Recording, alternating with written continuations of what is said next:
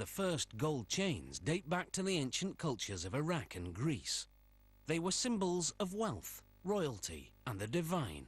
Luckily for us, jewelers now make these personal treasures more affordable and more durable than ever. In this factory, all that glitters is gold. Pure gold is fairly soft and bright yellow, so it's common to create an alloy to strengthen it and alter its colour. Copper lends a reddish hue, and brass helps the alloy melt more quickly than gold and copper would alone. Depending on the ratio, adding these metals produces 14 or 18 karat gold. The mix is melted in a crucible at more than 1,000 degrees Celsius. Just 3 of these scoops are enough to make about 5,000 14 karat gold chains.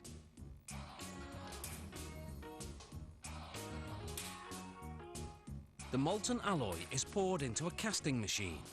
Water cools the metal to around 370 degrees Celsius, solidifying it.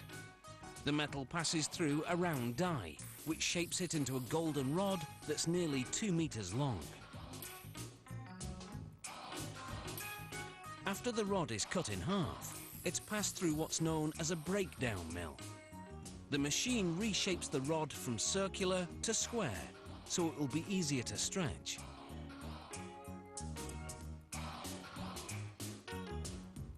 The next stop is called a tandem mill.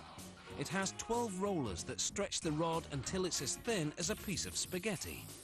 As it emerges, rollers shape the rod into a coil that's 24 meters long.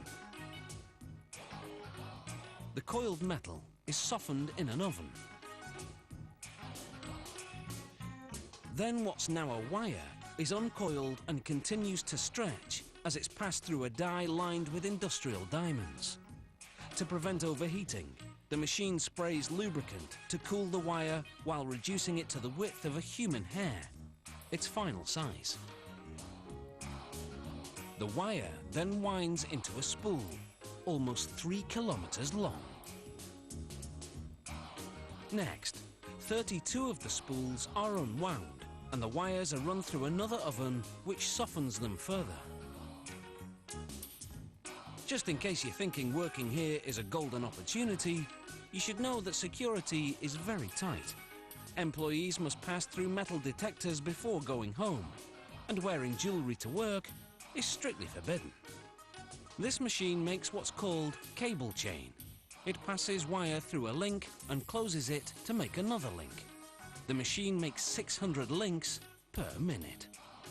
Here, a random quality check is being carried out. This machine makes a Venetian-style chain. The wire passes through a channel, where mechanical jaws bend it over a die to make a link with the preceding segment. To make what's called a spider style, this machine passes a wire through up to 5 loops before closing the link.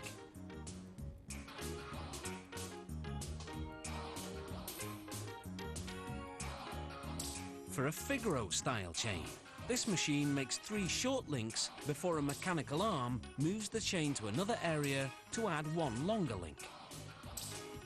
The arm then moves it back to add 3 more short links.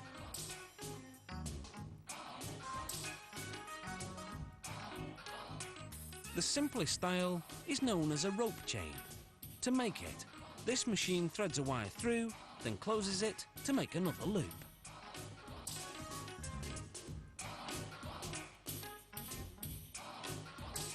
The finished chains are coated with a lubricating powder that prevents the links from sticking to each other during the next step, when the chains are heated to 815 degrees Celsius. This activates a soldering agent, which was added to the metals earlier. It fuses the ends of the links to each other. This machine welds a link to a clasp on the chain. A tag indicating the gold quality goes onto the clasp.